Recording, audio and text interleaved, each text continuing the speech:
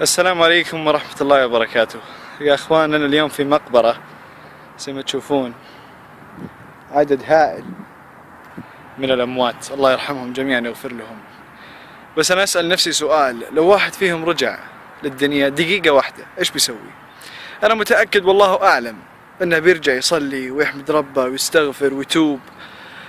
فبما ان الله سبحانه وتعالى اعطاك الحياة الان، لو توصل لما وصل اليه بعدين تتمنى انك ترجع وتتوب تستغفر. جزاكم الله خير. السلام عليكم ورحمة الله وبركاته. يا اخوان، انا اليوم في مقبرة زي ما تشوفون، عدد هائل من الاموات، الله يرحمهم جميعا ويغفر لهم. بس انا اسأل نفسي سؤال، لو واحد فيهم رجع للدنيا دقيقة واحدة ايش بيسوي؟ انا متأكد والله اعلم انه بيرجع يصلي ويحمد ربه ويستغفر ويتوب.